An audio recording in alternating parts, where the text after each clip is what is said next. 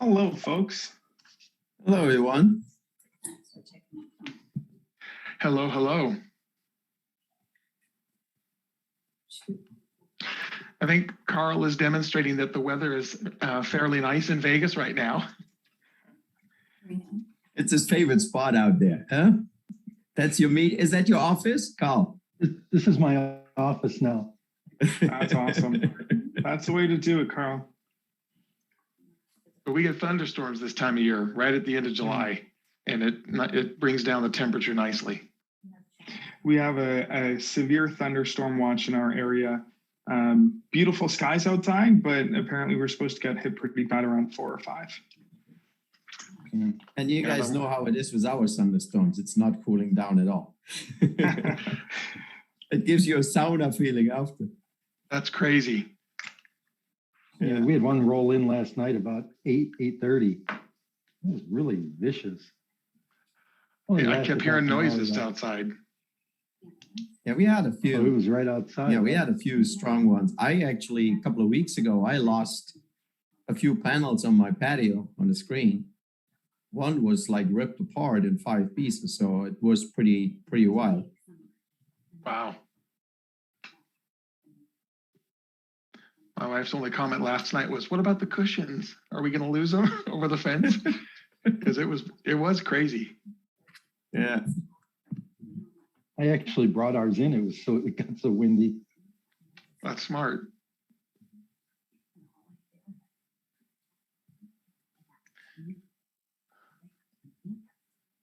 So Carol and Joe, I missed. Joe is not here with us. The last couple of times he was here with us. Oh, okay. He has a new laptop, so he should, or an iPad or whatever he had. I will reach out to Carol.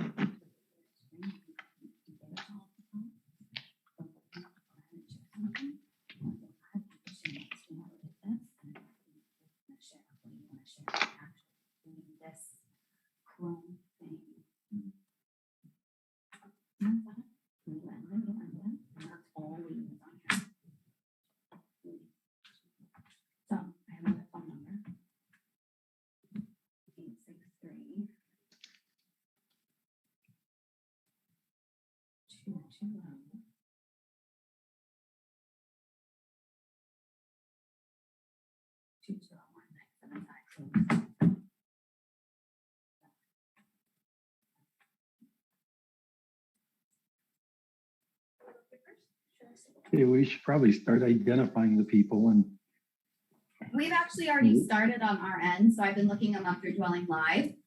So Okay. everyone right now is already accounted for on the attendee side. That's good. okay, I mean, we do have a quorum. And it does look like everyone has names, so whenever you are all ready. Okay, sorry, Joe just said he sent a question in the chat, so he must be on the call. He says, "Am I on your screen?" Oh, let me Under look the at it. Q&A tab. No, he's not. Not No. at all. And I don't even have him. I see him on the Q&A question. He's on the button. GS? Yeah, Where? JS. JS. He's on the JOS. Where do you see him? I don't see him either. I Maybe do weird. see He him. can ask the communicate. question on the left. I see a default. If you are called default, can you go ahead and unmute yourself? Just so we can see maybe if that is Joe. I just sent you a message through Zoom and asked you to unmute yourself. Your name is called default. But that's logged in as an attendee, not as a panelist. Right.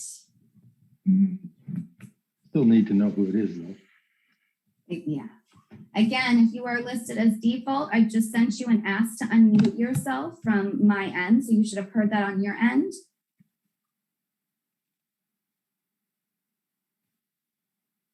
And one more time, and if I don't get a response, unfortunately, we will need to boot you off the call. Again, default, I've just sent you an ask to unmute. It's not him. I don't think so. Okay, so we remove that.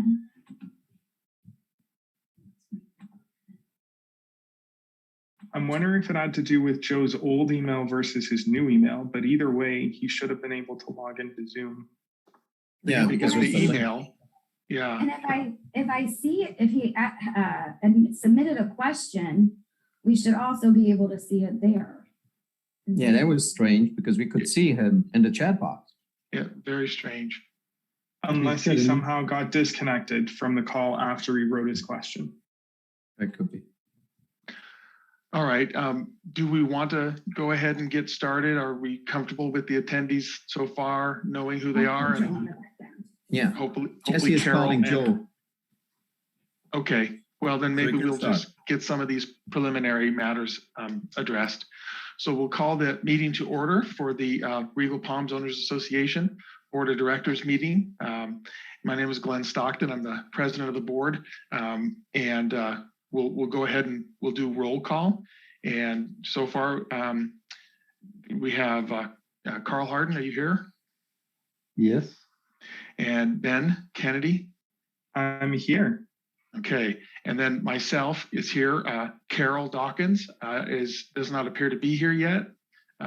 Joe Skelly is trying to get in as well. And so go ahead, Ben. Carol is logging in. She forgot about the meeting. So Oh. she's logging in right now. Okay, so we should have Carol here soon enough. But in the meantime, we do have a quorum of the board members present to be able to go ahead and call the meeting to order and proceed with business. So with that, I'll move to a proof of notice. Paul, was notice properly given? Yes, the notice was posted at the clubhouse on Dwelling Live and in Dwelling Live on July 14th, 2022 was the appropriate 14-day notice because of the rules and regulations being included on the meeting today. Oh, okay, very good. Well, hello, Carol. All right. Oh, I'm so sorry. I forgot all about it. I was so wrapped up in my own world. Well, that's all right. Your world is important.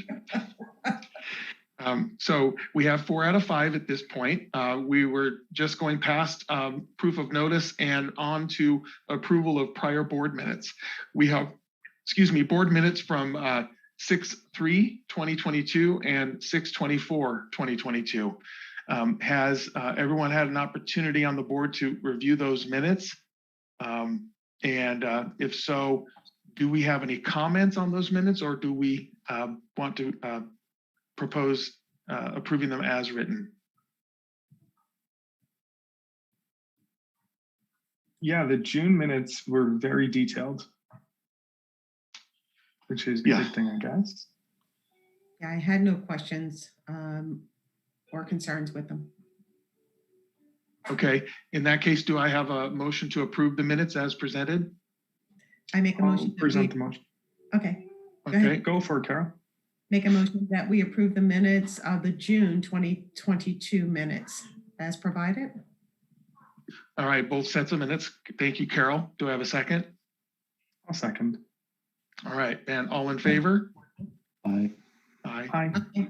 And none opposed, so they're approved unanimously by the board members present. In that case, we can move on to old business. And in the old business, first item is June financial approval.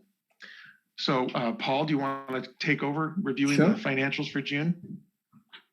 Yeah, starting with the HOA operating, a very, very strong months again. As you can see, we almost were $42,000 over on resort fees. And again, Gift Shop Marketplace was standing out, more than doubling their projected income. So again, very strong income showing. Expenses we had on contracted services. We had an old May invoice for security there and additional security for the holidays, which we had to prepay. That's why we over on that line.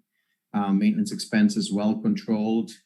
And obviously utilities due to heavy occupancy were higher than budgeted, leading our numbers overall to a total HOA operating net income of negative $21,857.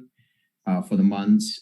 Year to date, we're still on a positive of almost 35,000. Okay, Do you have any questions on the HOA side? on the HIA side? I noticed that the contracted services for the month were significantly higher. Year to date, they're in line. That's Is why I something said that that's occurred security. Special in that month?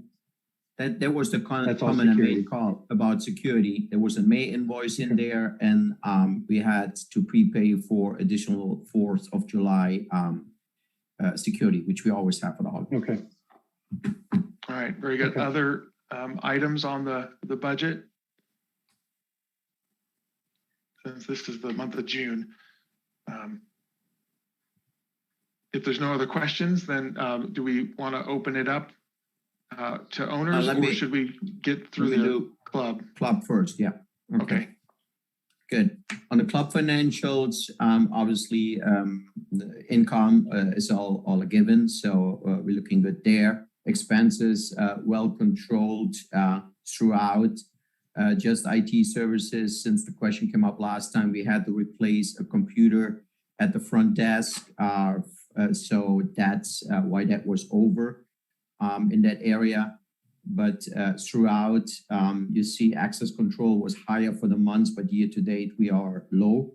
Access control is obviously response and key fobs and things like that. Clubhouse expenses, a gift shop was higher because of the more than double income, and front desk was higher because of office supplies needed, ink and more paper, obviously, which we using a lot lately at the front desk. Other than that, everything throughout was well maintained, well controlled, leading our total club net income to a positive of 8,000, and year to date almost 19,000 positive. All right, well, listen, welcome, Joe. I hope you're able to hear us. Joe, can you hear us? All right, looks like he's still getting set up. With the summary on the club, does anyone have any questions or comments? Quick question. Oh, go for it, Carl. I was just going to ask if we've had any communication from Berrytown all year. From who? Oh, Barry Town Center? Yeah. Like on our No, portion the of only, that? The only Do they ever communication talk to we us, or? had, no, the only communication we had in the past when they were always hitting us with late fees and was because they were saying nobody was paying, even so we paid all the dues. So we have them on an auto pay plan, basically throughout the year. So we haven't heard ever since we started paying our dues. Okay. The only question I had actually was inspired by some of the lines under Clubhouse with taxes. Did we ever fully reconcile the refund we were expecting in terms of taxes from, I think it was 2 years ago?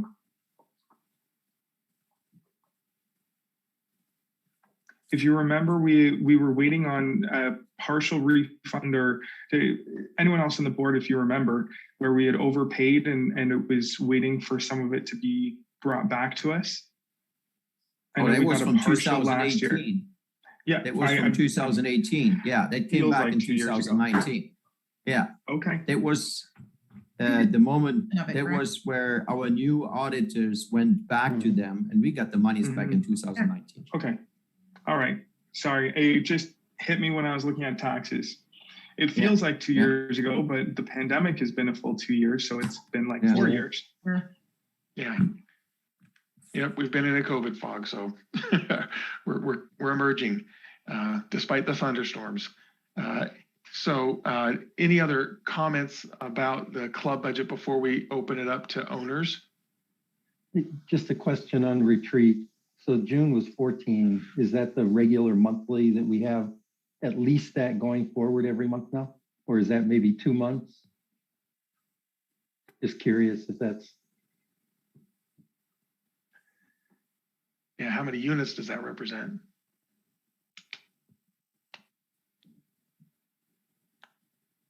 It must have posted for 2 months. Yeah, they paid May and June, so that's a double, because if you see year to Okay. date, is 20,000. So Right, we got April was the first month, and then, on that one, you see that's May and June. okay, Now, this is supposed to Okay. adjust based on getting COs on different units, right? And the delay for when the CO occurs. Is this all the units at this juncture? Yes, they have closed on the first building, all the units have closed on. So- Okay, is there a that way to, 48 units? Sorry, 12, 12. yes. But isn't it 297 or so for our club dues?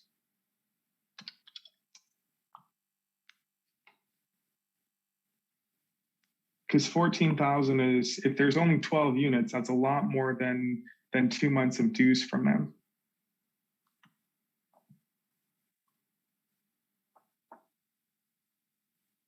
Can you look what you sent? Jonathan can look, because he gets the check from them Okay. every month. okay. Because if it's only 12 units, 14,280 divided by 12 units,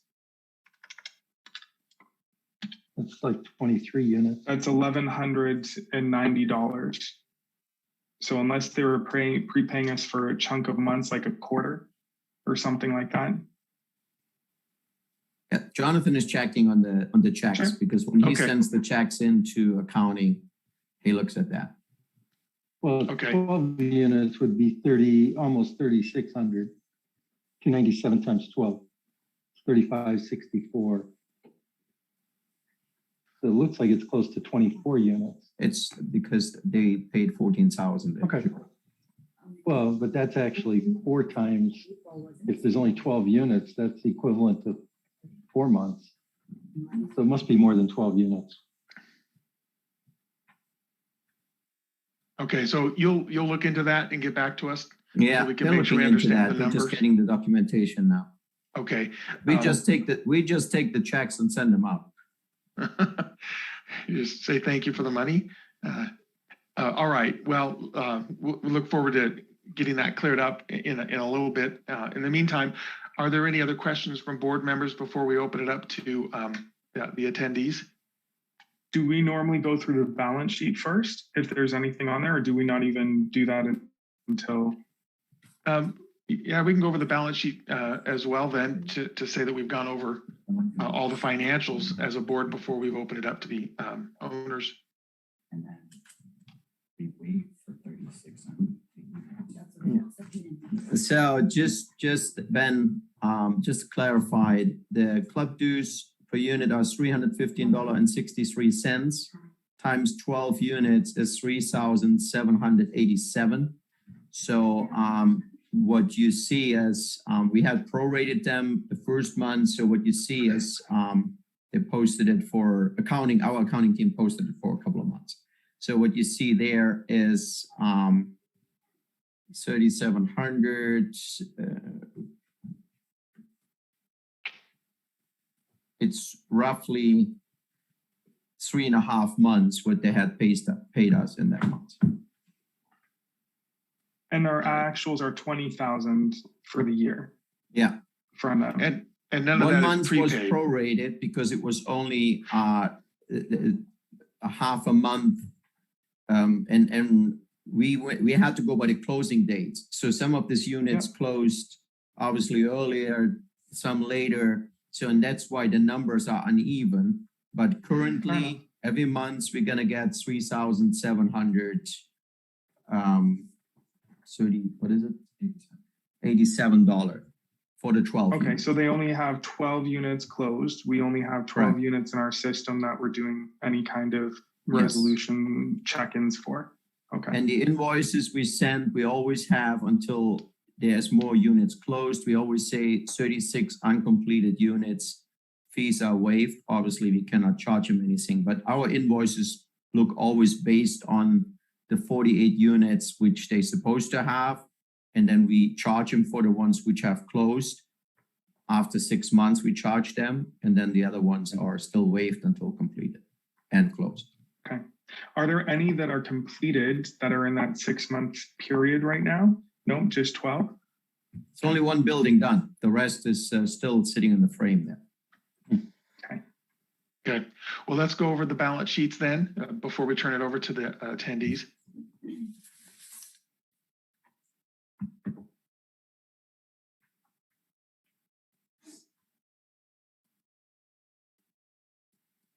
Any questions on the balance sheet? Because we never go line by line over the balance sheet, ever. At least not since. Anything noteworthy to point out before the board asks No, questions? everything is pretty much aligned with what's going on month by month. Okay. So does that mean no board members have questions, or? We're still showing the SBA loan. Yes, because that sits there because we get that loan. That's an income. We have that on the balance sheet because we never use the money. So that's a positive for us. So that's money in the bank for us, which we have never touched. We don't have to do anything particular with those funds? No, because we got it 100% forgiven.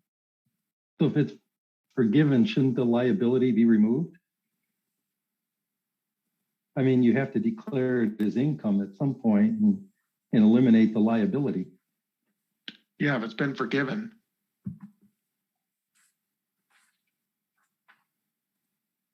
You can have accounting look at that. At some point, Yeah. they need to take it off. the We will send it liability. over to them because that's all on the income Yeah. side. So it's still posted as an income.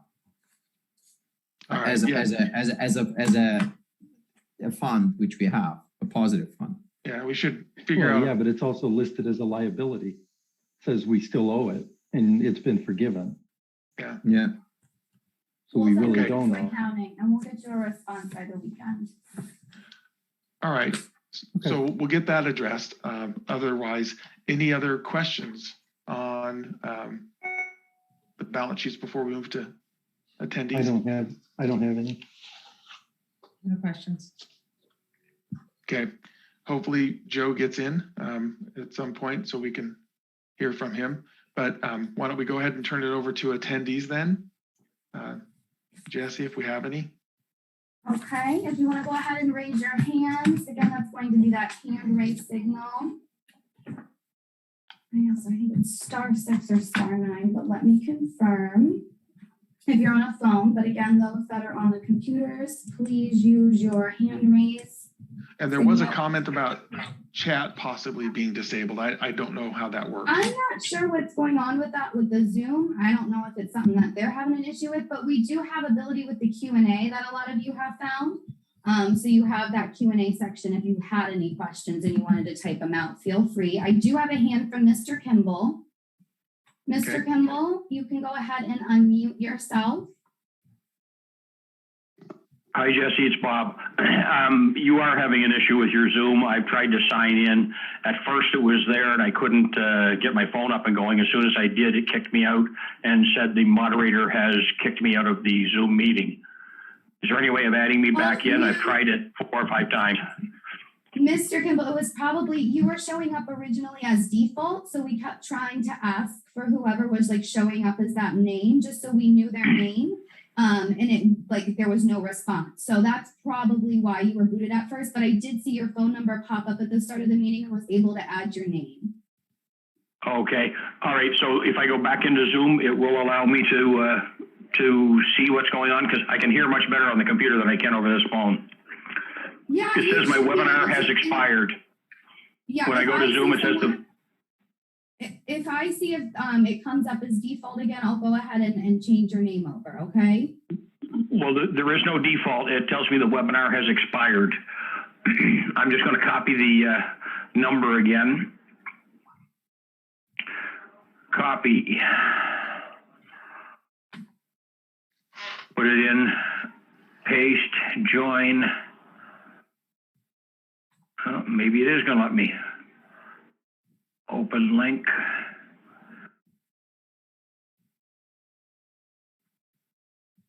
Invalid meeting ID. Please check and try again. Anyway, I'll just listen on the phone. If there's something that comes up, I'll just raise my hand again. Okay, I apologize for that.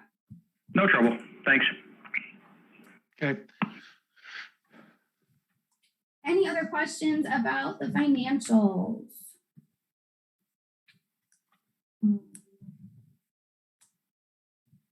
Okay, Okay. and no, it does not look like we have any.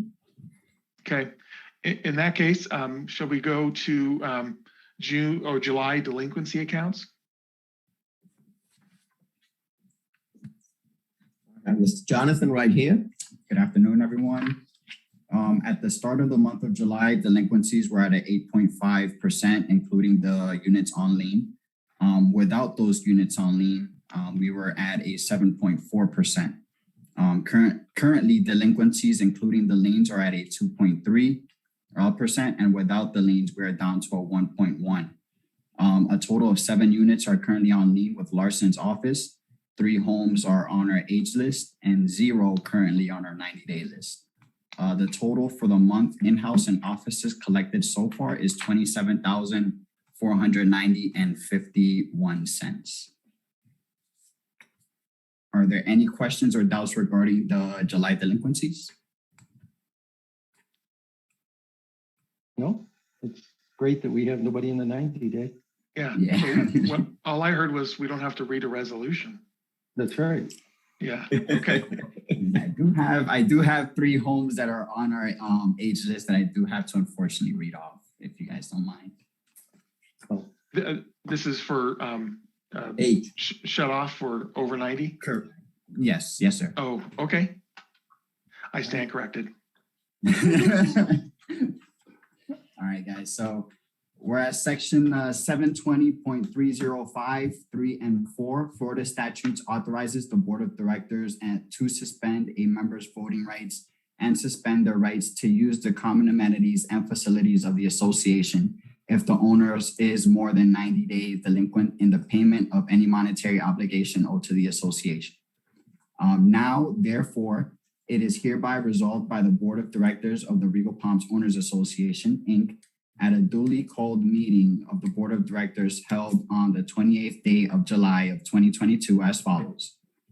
The following member units are delinquent more than 90 days in the payment of assessments or other monetary obligations to the association.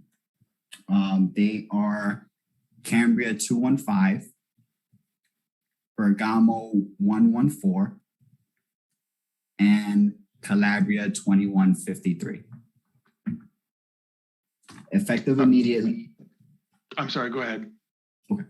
Effective immediately, said members' units, voting rights in all association matters, access to common amenities, club facilities, cable, television, and Wi-Fi services are suspended until all delinquencies are paid in full to the association.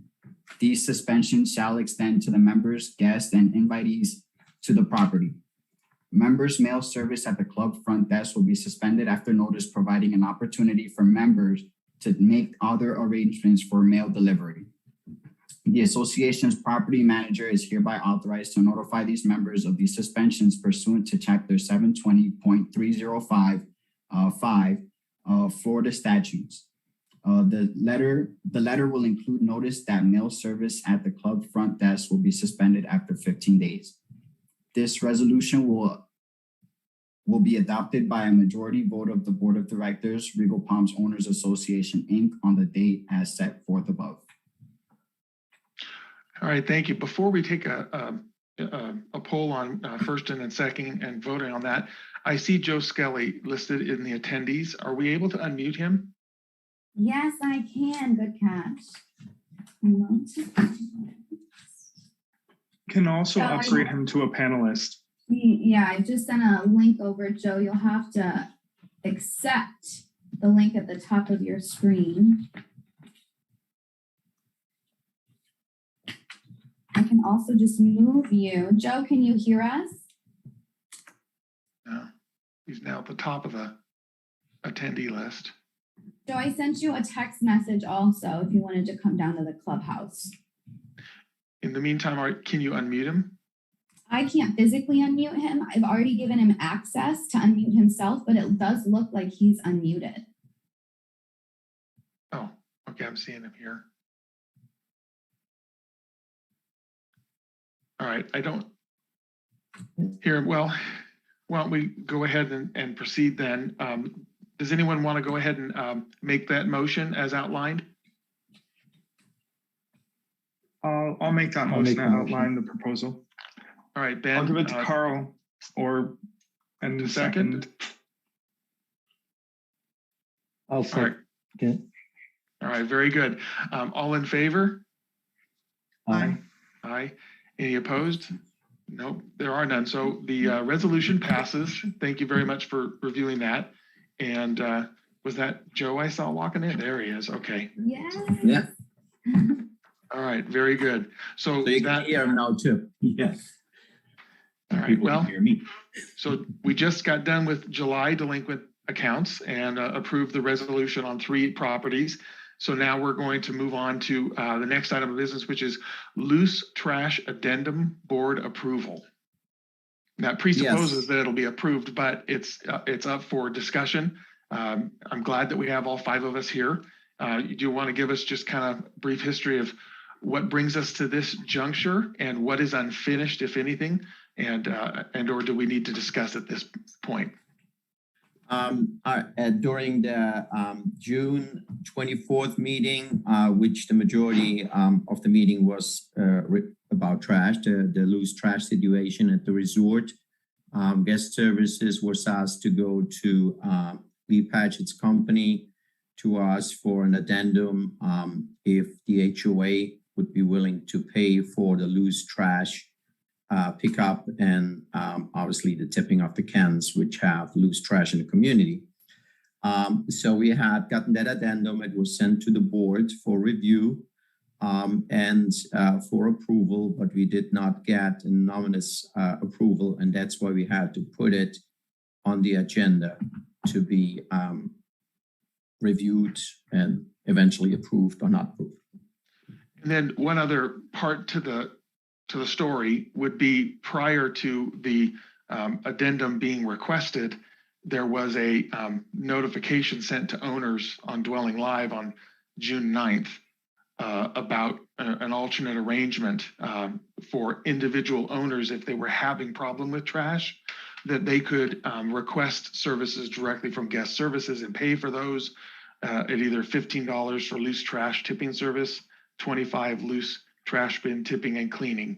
And so that was before the addendum, and it was an attempt to, address the problem with loose trash starting to collect in various bins. And so we're back here where we are. My understanding then is that notice from June 9th, it's still something that's available for use Yes. by individual owners. And in the meantime, we've got, at last board meeting, we approved the creation of a committee to study trash and how we can improve our current arrangement. And in the interim, that's where the addendum comes in. Does the association want to step in and make a common expense of tipping any of those cans that do get, I guess, above 6 inches? And so that's where we're at. And I'll open it to other board members to kind of talk about whether that's their understanding of how we got where we are and any thoughts on how we should proceed. And no trash talking, okay? So to clarify, the addendum and stuff that we spoke about on June 24th is currently in place or not in place? No. Currently, the owners or the MCs are still paying themselves because the addendum was not anonymously approved as By email, requested by the president. Okay. So, and that's by rules, we had to put it on the agenda as it hasn't been approved to be reviewed and further discussed. So one of the things that happened on the call that I was saying was that the trash committee that we're putting together is looking for an actual solution. I personally think that until that solution is discussed and brought to a head, we as an association should take responsibility for covering the cost of making sure that trash cans are emptied properly at this point, tipped and done until we get whatever solution we need in place. And so I think that we should take that on until we get a solution, which I'm hoping we'll have from the trash committee fairly soon, if they've already had one meeting. I haven't Right. seen any suggestions come from them. Maybe that's later in the board meeting. But I personally think that we as an association should just be covering the cost of getting the trash cans emptied at this point, taking everyone out of violation status and getting everyone as best as possible to follow the current rules of bagging their trash. Okay, thank you, Ben. I appreciate that. Yeah, do we have an understanding of how many owners are subject to notices for violation regarding trash at this point? For the last, it's always flexing between, based on the occupancy. The last couple of weeks, it was almost like a roller coaster going up and down since we had the last meeting. But we had no rejections of people saying, no, we're not going to pay for that, or we don't take responsibility. Most of the cases, the owners or the MCs say, yes, it's clearly our guest, or it's the housekeepers just throwing loose trash in there. So we did not have any issues. Actually, people reaching out to us and say, how can we pay for the loose trash pickup? How many current violations, how many trash cans are not being collected as of now? At 6 this week.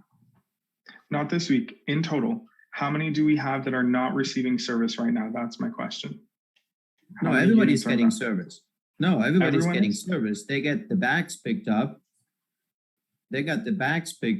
And obviously when they have loose trash in there, that's when they come and pay for that. And we had 6 this week. Okay. When we last spoke, we were somewhere in the 70s, if I'm not mistaken, of actual units that were not receiving service because they had been noticed that they needed to rectify the issue. And in the last call we had talked about just getting everyone up to 0. So as of now, what you're saying, Paul, is there are only 6 units in the whole community who are not receiving actual pickup. No, everybody's getting service. They just pick up the bags and the loose trash was left behind. So, and the loose trash pickup, we had this week 6 units which had loose trash in there, and they paid for that. Okay. Yeah, I'm sorry, Ben. Go ahead. No, go for it, Carol. Maybe you have a different way of asking it to get to what I'm trying to ask.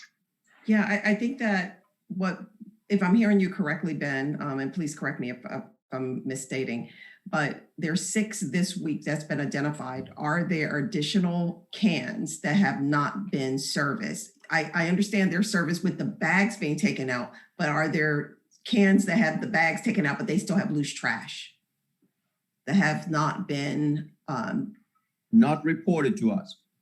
Okay.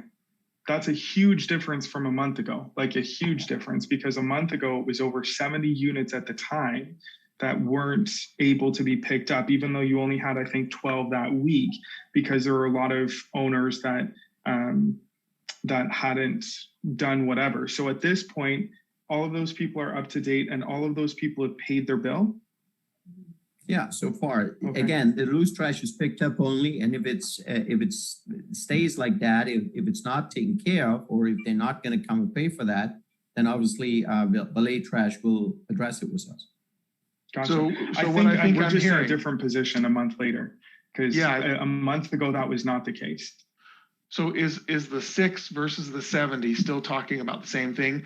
Bag trash was being picked up out of those cans at that time, yes, but loose trash was still present and not being picked up.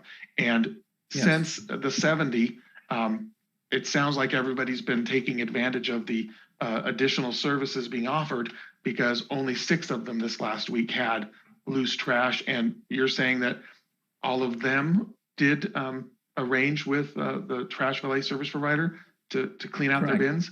So this sounds like it's really had a significant effect. At the last meeting, we talked about the situation. We talked about what was out there as a solution that was proposed on 6/9, and And so at this point, the question is, do we allow those optional services to continue, or do we consider the addendum while the committee evaluates a longer term solution? I would Ben, love I it think it sounds as if the process has changed. In all of the emails and even the discussion in the last meeting, I was under the impression that when a unit has loose trash, regardless of whether or not they have bags, they would receive a violation notice and they would no longer receive service. And then the bins would continue to fill up. That's the process that we were explained. Pictures are sent through a WhatsApp group. So regardless of any of that, what you're saying now, the process is, if there's loose trash, regardless of the owner will get a notice, but they will still continue to collect any bagged trash on top of it. But those pictures we were seeing of bins completely overflowing, there's none of those right now. There's just 6 that are violated, have notice of violation, but they're still getting their bags picked up. And those 6 people need to rectify with either getting their trash can tipped or cleaned. That's where we're at right now? Yes. and it sounds like they Okay. did elect for those optional services, those 6, right? Yes.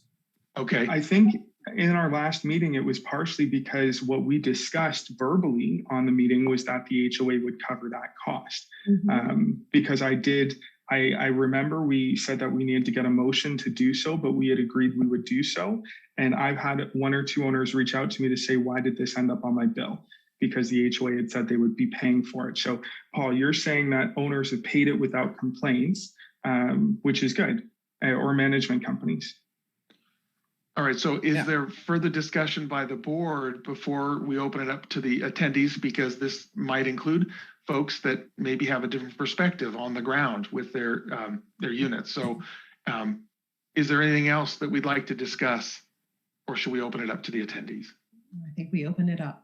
All right, let's open it up. And Jesse, can you take care of that? Yes, I do have a hand raised. Let me go to the very top. Mr. Gorman, go ahead and unmute yourself. You are allowed to talk. Hey guys, Brad Gorman here. Just want to give a little perspective, Ben. My view of what I see on site here is that if there is loose trash in a bin, it is still not being picked up. If you look at my Dwelling Live submissions, you'll see I've had a couple issues. I also need to put in another one that I haven't got around to today, where flattened cardboard or today I had pizza box that's been there for 2 days. Flattened cardboard still isn't being picked up. And again, if there is loose trash in a bin, I see bags in there as well that aren't being picked up. Now, I don't know the owners. I don't know the circumstances. I don't know the specifics. I can just tell you what I see in the bins. So I'm not saying that things are as bad as they used to be. Things very likely have gotten better. But it could also just be that people have gotten tired of reporting it and have stopped reporting it. Okay, thank you. We very will much. address that. Yeah, we will address it. Appreciate that. Thank you. All right. And just 2 more hands raised. Miss McCreary, go ahead and unmute yourself.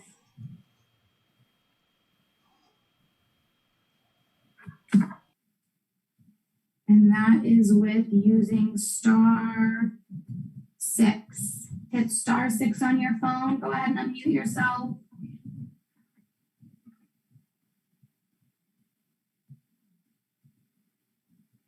Again, go ahead and hit that *6 button. Mrs. McCreary, I'm going to go ahead and move on just to the next owner for right now. I'll come right back to you. Again, that number is *6 though, okay? Miss Hilton, go ahead and unmute yourself. You are allotted to talk. Hello, this is Linda. I agree with what Ben is saying, that we did have a huge problem before, and it seems to have improved to some degree, because I was getting messages from my guests literally once or twice a week from both houses saying the trash is overflowing, the trash is overflowing. And since the last meeting, I have not gotten those same complaints. So it does seem to have gotten better. I'm wondering if maybe because there was so much talk of trash at the last meeting, some of the property owners have maybe spoken to their cleaning staff and they're doing a better job of bagging things maybe at this point. But I also think that whatever headway we made from the last meeting is likely to revert back to the lazy throw anything out that you want if we don't make a change to the trash system overall at some point. So it does seem to be a little bit better from my perspective, but I do like Ben's suggestion that the HOA would cover it, because in most cases, the owner who has been afflicted with the trash problem is not the person who caused the problem in the first place. And so it's very difficult to hand people notices for things that that isn't their fault. They have no control over somebody else throwing trash in their bin. So that's my 2 cents. Thank you Right. so much. Thank you. Okay, we are going back to Stu. Stu, you can go ahead and unmute yourself. Okay. Good afternoon. Hello? Can you hear me? Yes. Yes. Okay, great. At least that's working. Yeah, in the past week, I did get a message because I added text to my messages going out to my guests, explaining in detail about the trash rules, you know, just to make sure that they understood it and they see this. I have my big sign up on the refrigerator and everything. And the answer that I got back was, by the way, there's loose trash in the garbage. We didn't put it in there. Just to let you know, we didn't do it. So that is still happening. And so, you know, I'm in favor of it in the interim, having the HOA cover that expense, especially if that expense is going down. You know, the better it gets, the easier it is. The faster it gets done, the better. Because the trash is not so bad to handle if it's fresh. It's when it sits there for quite a while that it gets to be really, really bad. My manager says if he finds something that's fresh in there, he'll take it, he'll bag it in between guests. But not if it's got maggots all over it, and you know, and it was the condition it was in the last time. So that's what I have to say. All right. Thank you, Stu. I do have a couple more hands. Miss McCreary, I'm going to go ahead and allow you to talk again. Again, *9. I'm sorry, *6. *6 is what you are going to push in your phone.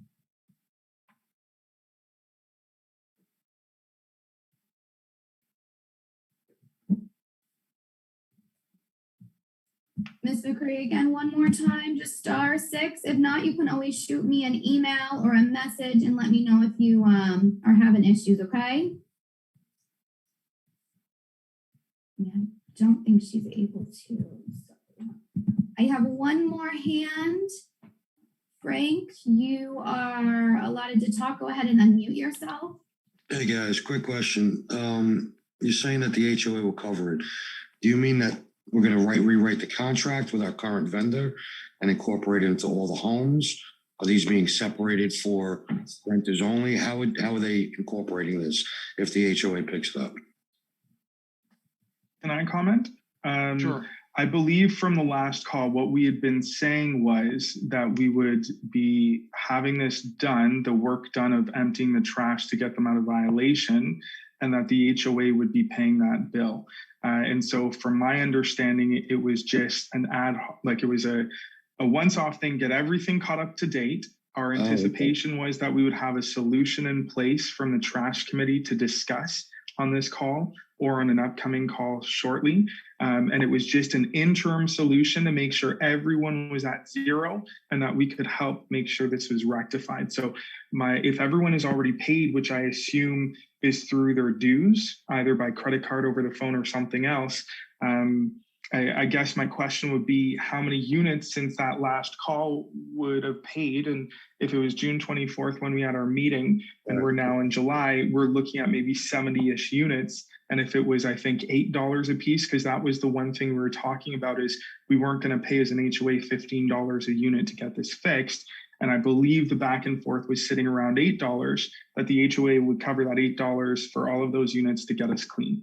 That's So what this I was just- believe. This was just to square everybody away and then start fresh.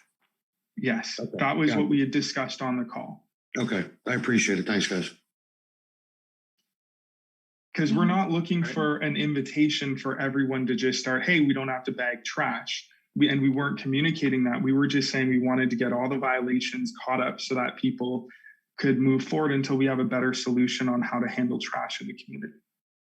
And then if we were to agree to this service, it would be a common expense. And so rather than attempting to try and just attribute each fee to the unit involved, it would just be a common expense that would be divided equally amongst all 598.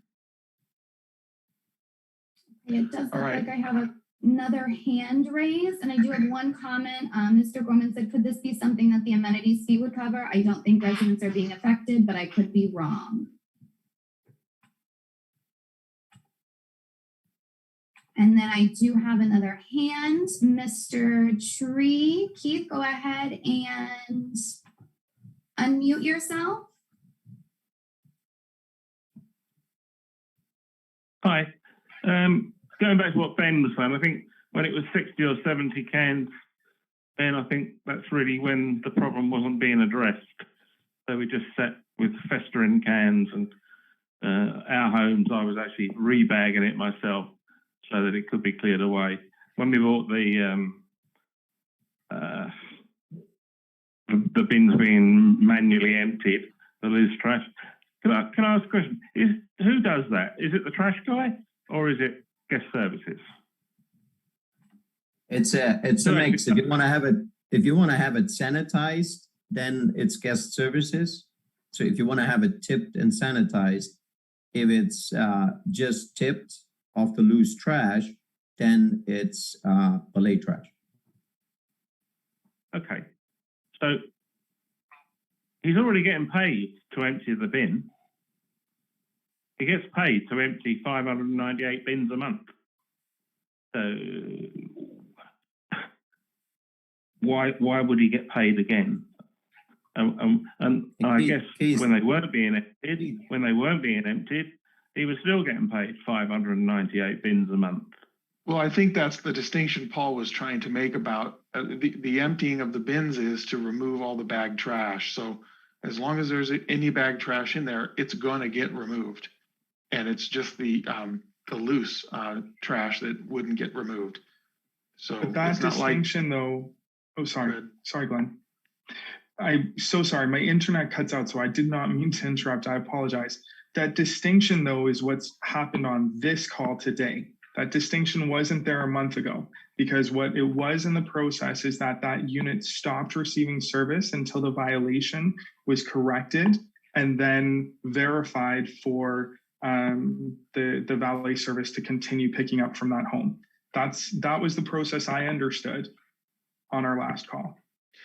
I guess I didn't necessarily understand it that way, but you know. And just to clarify, Ben, it was not that way. We had obviously you saw photos. I sent you a whole bunch of photos.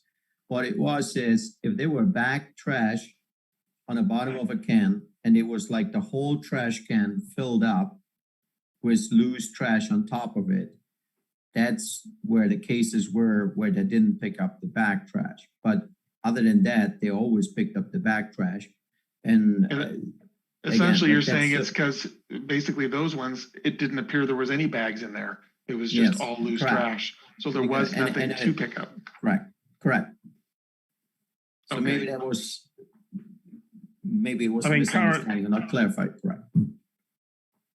Currently, on our units, no matter how many bags, how many signs we put up, we still get ignored. So that's what we have to put up with at the moment. And I will say that I report out at front desk I don't mind paying the $15. It's certainly better than me and my wife doing it. And it operates very quickly. So I'll give a pat on the back in that direction. It does get done quickly. And I currently don't mind paying the $15, but I'd rather not have to pay the $15.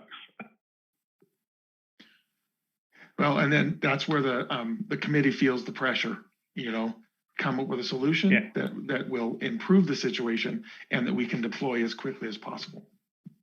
Thank you, Keith. Thank you. I do have another hand that I think is Mrs. McCreary. I think she jumped on with a different phone number. Number ending in 3727. Mrs. McCreary, is that you? Can you hear me now? Yes, we can. Yes, your service with Verizon is working.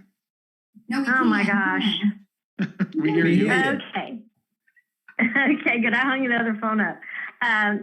Two things. The first thing is in the last meeting, if I remember correctly, Paul made a comment that there's two of the bigger management companies were doing some type of a separate deal with our garbage contractor.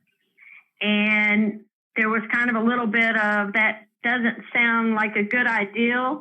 Is that maybe what has happened and maybe why things are better right now? Maybe they are doing something separate with the two bigger management companies on the side, and that's why we're seeing a difference? There's only one. The second one I mentioned, I said one was in process and the other one was negotiating, but there's really only one. And if that's the case, we would not be informed because they would be directly informed if they have loose trash, and they're gonna obviously handle that on their end. No, right, because I thought, right, because that's kind of the question is, maybe that was our issue. Maybe that's where it was. Maybe it was their cleaners or whatever that was dumping in their cans plus in other people's cans. Maybe that's, or their guest or whatever. But I think there was even talk about, is that even really a good idea to let people kind of subcontract out our vendor to do a job like that? I'm just bringing this up because I know that was kind of a question at the last meeting. And now that we've seen apparently something better, I'm wondering if that's what the difference is. If there's a way to check that, maybe that's what it was. Maybe that company's homes were the issues and now it's helping.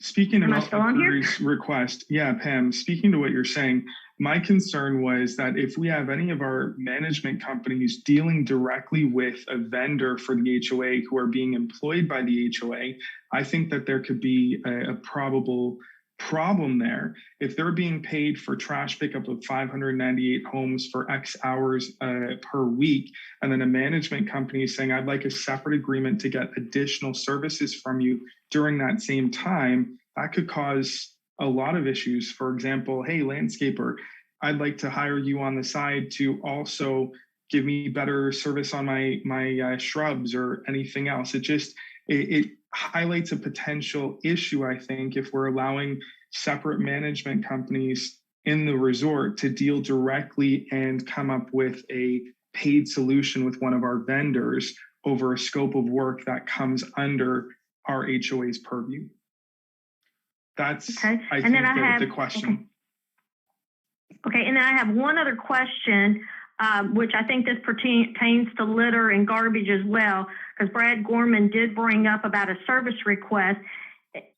He did state on a Facebook post that he has 2 outstanding dwelling live service requests that's been outstanding for 2 years for litter. Is there a reason why Mr. Gorman would have 2? Because I always get immediate responses from you all. You all are great.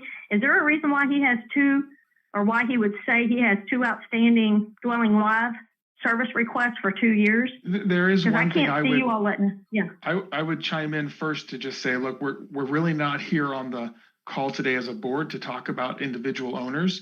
And I do understand that he had to leave and go to work, but I do have access to service requests myself. I can see them. And so I know that guest services works on service requests as they come in. and they address them, including if issues come back up, they don't hesitate to get back involved again. So Okay. that, I think that's all I can think to say, but if you get services, if you have something else. No, that's about it on our end. We address everything as they come in, and those have been handled. And as Glenn said, the board has access to all of those service requests, so they are well aware of everything's coming and going. So yes, all are handled. Good. I will respond back that you all handle all of them. Thank you. All right. My own personal experience is I had just the other day, we had I had a request to have garbage emptied in the bin next door to me. It was taken care of within an hour. So, I mean, that's my own experience, and I'm hoping everyone else has the same. Okay. That's the experience that's the experience I always have. I send something in and guest services is always very responsive. So, okay. Thank you so much. Thanks, Pam. I do So have... jumping back to that, okay. I was just going to say, jumping back to that question of the existing contracts and management companies, is that something we need to talk about or no? The only things I would say is I don't think that there's in the agreement with the trash valet service any kind of a exclusivity requirement. And also right now we're trying to look for. Y'all want to try one? Getting it resolved. That candy you saw on TV. Not sure. Oh, there we go. I'm so sorry. I'm sorry. That's okay. And we're trying to look at an interim solution. And I think what they're offering to individual owners right now is a satisfactory interim solution while we get the committee on trash to come up with a long-term solution as soon as possible. So we're really talking about a short period of time. And I think we should, look to that trash committee, and no pressure, guys. That's my thoughts. That satisfies me. I do have one more hand, and I'm not sure if it was from before. Ms. Hilton, go ahead and unmute yourself. Hello, it's not from before.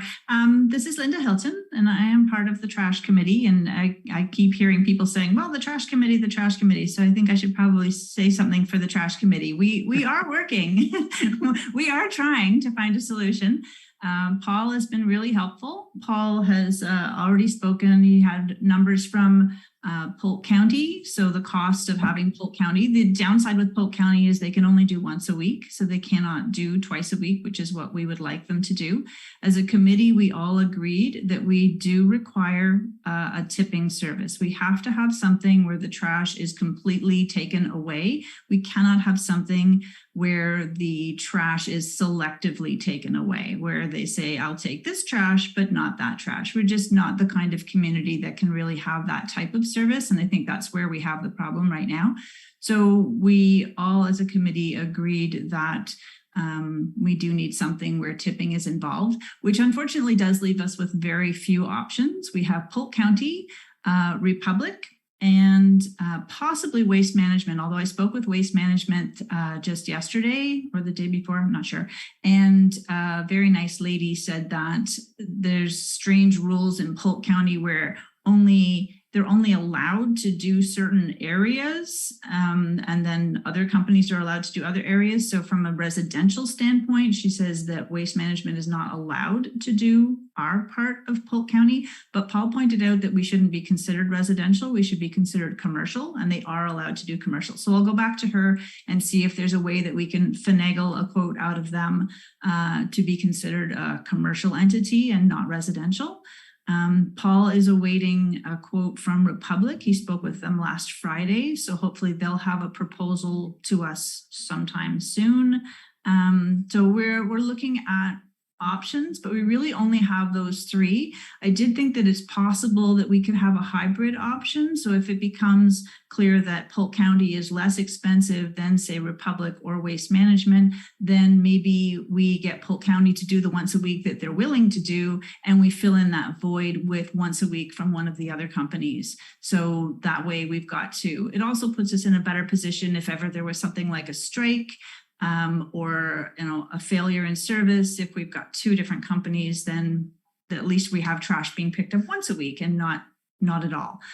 So those are kind of the things that we have as a committee discussed, and how far along in the process we are. We are trying to go as quickly as possible because it is a situation that does need attention. It's been sort of getting bad for a while, and it's nice to see that it seems to have let up a little bit and gotten a little bit better. It is possible, like what Pam's saying, that maybe one of those larger management companies has spoken with their cleaners, or they have a separate deal going on the side. So we're not seeing the same problems that we saw before. Whatever the case, I'm happy that it doesn't seem to be as bad as it was before, but it doesn't alleviate the fact that we do need a new trash solution where trash is not being selectively taken away. I also think that having the trash taken off the property is going to make a big difference, because there have been people who've mentioned a smell around the pool or rats and things like that, because we're harboring trash. We really shouldn't be harboring trash. It should be taken away. So if we're to do that, if we have a tipping service, the trash drives away and leaves the property, which is also a big plus compared to what we have right now, where we've got the composter at the front, and then it has to sit there and wait to be removed. So there's quite a few things going on, but that's the short of it. I don't know if anybody has any questions that you'd like to ask. I just wanted to say thank you very much to a representative of the trash committee for giving a very detailed report on where you're going, and you've accomplished a lot so far. So very much appreciate all of your hard work. No, thank you. We're trying. We really want a new solution. So yes. All right. Posted. Great. I know we all want the twice a week, but I can tell you in Las Vegas, years ago, the city adopted a once a week with those huge trash cans, huge uproar. I mean, we get up to 115 degrees in the summer. It's been very few issues since they've adopted it. They come around and, every 2 weeks, they also send an additional truck to do bulk pickup. So we have a recycle bin and a regular trash bin. It's once a week pickup. And then every 2 weeks, they send another truck to do anything bulk that's sitting outside. We pay less per year than you're paying at Regal Palms per unit per year. And that's through Republic Services. But everybody was at an uproar. We're going from twice a week to once a week. The trash is going to be horrible. It's going to stink. It's going to pile up on single family homes. None of that's occurred. And again, we're at 115 degrees. And we don't have the issues. And just to key in on that, if it's one bin for every house, and they've gone from in Polk County from twice a week to once a week, I mean, is there an alternative of doing 2 bins per house and still making sure that it's going to be covered, and then we get the lower rate of once a week? I think these are great things to be discussed. Chances are Linda's probably already started to think along those lines, but that's great additional information that should be considered as we try and find a creative solution that's going to make everybody happy. So I do have hands again, but they are repeated hands. Other than Miss Hilton, are we taking repeated hands, or are we sticking to our 3 minutes just because Miss Hilton is on the committee? Well, we are over an hour already, and we still have more to go on our agenda. So if your hand is raised and you've already spoken, I am going to lower it. Miss Hilton, I know there was a quick question for you as you are on the trash committee. So go ahead and unmute yourself. And then I do believe that will be the last hand we have for this. I just wanted to say that I did also speak with the lady from Waste Management about the possibility, and I know Polk County used to do this for us, where they did have a large trash pickup. They would come by and do it. I wondered if our composter because we wouldn't need it if we were doing a tipping service. If we could swap that out for a bin, people maybe get tags and they could have several, 5 items a year or something that they could put in the bin, something like that. But we do need a way of getting away of large items.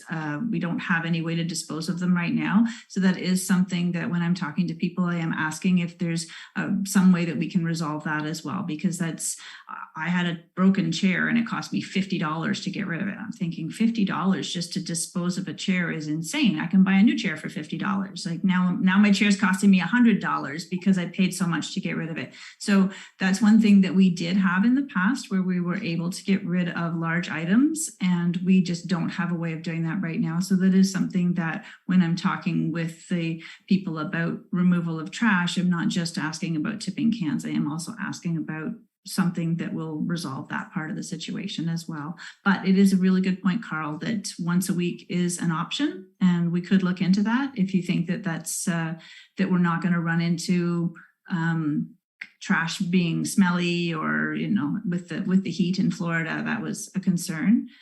And we'd have to talk to some of the people who know more about how much trash is in a can to know whether we would need 2 cans or if 1 can would be enough if we only had once a week pickup. Yeah, our once a week, we do have 2 cans. We have a separate recycle. Okay. And so they actually do send 2 trucks, and they tip all the cans because they pick them up without any labor. It's just the driver just picks them up and dumps them with that mechanical arm. Mm-hmm. Good to know. All right, very good. Thank you again, Linda. All right, with that, shall we move on to our next topic, which is phase 2 and phase 3 roof replacement for board approval. And, yes. Go ahead, Paul, you want to sum it up? Yeah. We had obviously collected 3 different proposals for phase 2 and phase 3. We have briefly spoken about it on the last meeting. We had addressed that one of the vendors is willing to keep the price if we would agree on phase 2 and phase 3 for September phase 2 and January of 2023 for phase 3. So the board received the quotes a couple of weeks ago to compare ahead of the meeting, and we have sent them out today again. So we just needed to get an approval from a vote and an approval from the board which vendor to go with. And that's why it's on the agenda today. So besides being the least expensive with Level, they also have the longest warranty period, 10 years versus I think looks like 5 years for Namar and 4 years for CNT. So they have the longest warranty in addition to being the least expensive. And they're our current vendor, and they were the ones who did phase 1. They did phase 1. And we heard a lot of very good feedback, and internally, we had a lot of good feedback for the way they communicated and handled any issues, and moved really pretty quickly throughout that phase. And so this is really an informed quote from them too. They're that much more familiar with us and our buildings. Correct. Okay. Discussion from board members. What are your thoughts? I mean, Paul, do you have a recommendation? The positive thing is working with Level. They are very responsive, quick. They have a good system, even currently when we have a lot of rain over here right now. So when we have roof leaks right now, the way they set up their work, when they have projects, they schedule their work from Monday to Thursday, and every Friday they go out to do repairs like us. So it's a very organized company.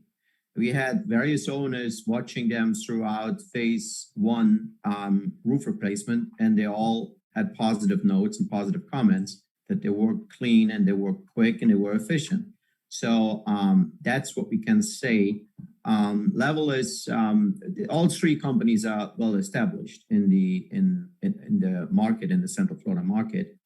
But Level probably has for us been, because we had to use all of them at one point, Level has for us to be the most efficient and obviously the most responsive one so far. Okay. Are we in a That and- position? Yeah, I was just going to say, not only that, but they are familiar with our property. We've worked with them in the past. We're happy with them. They're one of the cheaper options out of the different quotes. Plus, there is, as Carl highlighted, their warranty is better. I don't know if I think our next step is opening it to owners and then making a vote. But I'm confident in that. I personally think that level is the right choice. And the timing as well, which was September of this year, and then phase 3, which was January of next year, which was the advance of getting them booked in for both now with this pricing, so that we can get phase 3 done as soon as possible because of the whole roofing thing. All right. Paul, are we comfortable that we have surpluses in the operating account to be able to cover the difference? Because the reserve account obviously isn't adequate to cover 1.2. We only have 800 in reserves for the HOA, but we have 1.5 million sitting in the operating. So are we comfortable that that 1.5 is way in excess of what we need? At this point, yes. Okay, we would probably need something from Laura stating what she thinks that needs to be maintained at a minimum, so that we can talk about moving money from operating into reserves on a formal basis, because we'll have to do it to cover this 1.2 million. Well, we certainly have the SBA loan proceeds that maybe that could be a part of the equation of evaluating where to move them. Well, it's so when we did the math call, sorry, when we did the math call on the even on the reserve side, for obviously phase 2 is the first upcoming one. Paying off the bill for phase 2, and before phase 3 kicks on in January, usually they're asking us for, they're completing, we're not going to pay everything up front. So while they're completing, we usually get once a week, we get an invoice. And when we did the math, we were even able to cover it well with the reserves, unless there is any unforeseen expenses which need to go into the reserve, without touching the operating funds. The operating funds were then seen as a backup at that point. So, but that's how we calculated that. As precautionary though, what we'll do is we'll send that over along with the liability question you had on the balance sheet, so we can get both of those handled just as a backup. Okay. All right. So shall we open it up to see if any of the owners have any comments before we take a vote? Again, that is *9 if you're wanting to raise your hand on the phone. And if you are not on your phone, please look for your hand signal there. *9 to raise your hand and ask any questions about the roofing project. I know there was a quick question that was responded to during this about if we could, get a schedule out for September. As soon as all of this is confirmed, we will be able to get dates and send them out, so you can at least let your guests know. But it does not look like we have any hands raised at all. All right. In that case, do I have a motion to approve the contracts from Level for $456,320 for phase 2 and $578,000 for phase 3? I'll make it. Okay, there were a lot of people that said it at the same time. Who wants to take it? Carl was first, Carl. and then I think Joe was seconded. All right, way to go, Joe. Okay, all in favor? Aye. Aye. Aye. All right, hearing all, it's unanimously approved. Thank you, everybody, and thank you, Paul, for getting that to us, and Jesse, of course. Our next thing would be rules and regulations. We had a 14-day notice that was posted regarding some rule changes to, I guess, Rule 42, as well as 36, 37, and 38. Paul, you want to tee that for up, the very or Jesse? first one, I know there was some discussion on that as we read it last meeting, and there were some concerns from the board and from owners. I will reread and then I will address some of those changes we made. So this one is: no person other than a sworn law enforcement officer on duty, security personnel, or individual authorized by the association may possess, carry, or discharge a firearm on association property or facilities, including the clubhouse and all common areas without advance written authorization from the Board of Directors. This includes person who possess a license or other authorization issued by the state of Florida and or any other governmental entity. Unauthorized loss of privilege to use unauthorized possession of a firearm on association property, including a first offense, may result in fines and loss of privilege to use association facilities. Gun owners may transport firearms across the private roads of the association only while moving them to and from their unit to locations outside the association. The association has no obligation to prevent or stop the possession, carry, or use of firearms on its property. For purpose of those rules, firearms shall include, but are not limited to, the following: handguns, rifles, shotguns, BB guns, paintball guns, and any other type of weapon that expels a projectile of any type. The two main things that were recommended that we update was that if the board would authorize an individual, they wanted to make sure that that was allotted. Again, it would take board permission, but then that way it kind of opens that up. And then the other section that you wanted us to go back and discuss with Larson is if there was a need for the firearms to be unloaded to and from, and he said that would be up to the board. So I did eliminate that for the time being. Okay. And that is it on Rule 42. I don't know if you want me to go through all of them or we want to do one by one. Well, I think that this one is separate from the other three, and the other three deal with a single topic. So maybe just do this one and the other three together possibly. But not your mic. I'm sorry, Carl, you were going to say something. Yeah, I was just going to say, I would leave the firearms must be unloaded and safely stored. I believe, anytime you transport them, they should be unloaded. Even when I go to the gun range, I have to, as I'm transporting them in my car, they have to be unloaded and safely stored. Yeah, I cannot do that. The comment was from an owner, if I'm not mistaken. Was that right, Jesse, on the call, who was saying that if they have a conceal permit or something along those lines, that this would impact them being able to, it was something along those lines. Because I remember that came up, Carl. Yeah. But the question is whether or not they'd be able to do it on the public street as opposed to our private street. On the public street, would a concealed person be able to have it loaded? I have that. Again, I didn't ask that specific to them. All I asked Larson, was it necessary for our I think it makes common sense that if you have a carry concealed permit, it's to have it concealed loaded in case you need it for some reason. You're not going to have time to load it if you end up needing it. So I don't know if that changes our thoughts at all. Checking that would be too hard to check. For any of the owners I can see the argument brought up that discussion previously, I believe, I don't want to name them, but I believe one of them may be on the call for sure. Well, here's an option just to throw out there. If we add it back in and then add to the end of it, unless the individual has a carry conceal permit. Yeah. That would at least then the folks that are recreational, they do have an obligation to keep it unloaded. So that's a thought. Any other comments from the board before maybe we let the owners chime in? I think that's a reasonable thought, Glenn. Okay. Yeah, it's a good compromise. I do have two hands if the board is comfortable with me moving forward with those. Yeah. Mr. Tree, you can go ahead and unmute yourself.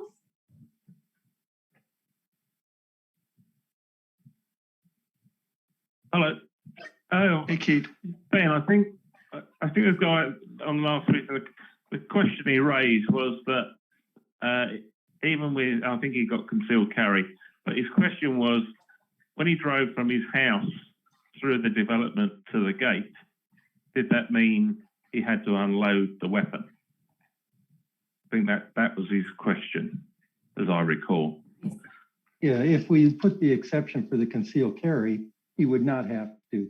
If we don't put that in, then yes, that means that while it's being transported across our property, it must be unloaded and safely stored. But if he's got a carry conceal permit, he doesn't have to. But again, I can tell you, even when I go to the range, during the break between, all guns are unloaded and safely stored, I don't care what kind of permit you're carrying. I mean, when you transport it across a range, the guns must be unloaded Yeah, because they Yeah. don't want accidents. yeah, yeah. Agreed. All right. You down I the don't have range a then. problem with it. Yeah. All right. Thank you, Keith. Thank Okay, you. no worries. That's how I recalled it. Thank you. I do have another hand raised. Mr. Frank Bergoli, go ahead and unmute yourself. Hey, guys. Okay, so I do have a concealed carry, and you can carry that wherever loaded. You're not allowed in the school areas, you're not allowed in federal buildings, you're not allowed in a police station.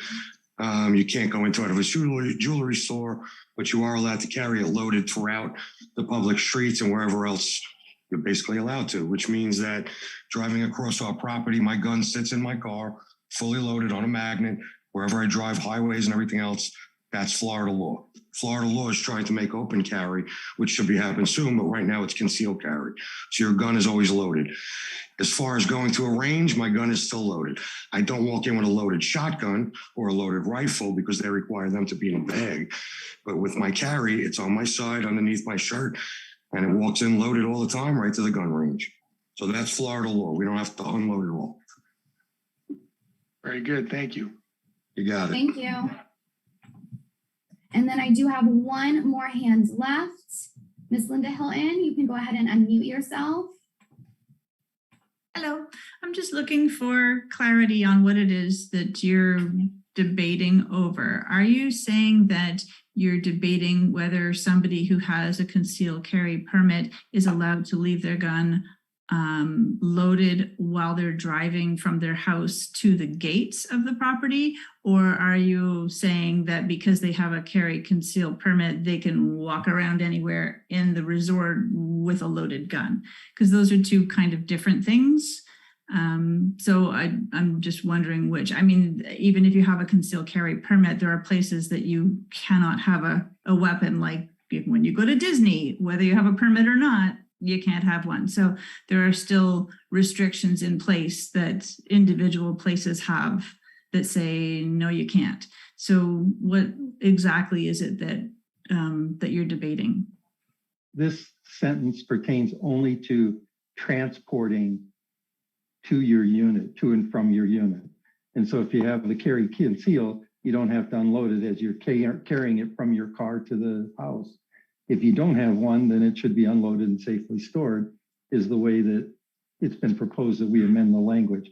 But it's simply talking about during the transport, because it says gun owners may transport their firearms across the private roads of the association only while moving them to and from their unit to locations outside the association.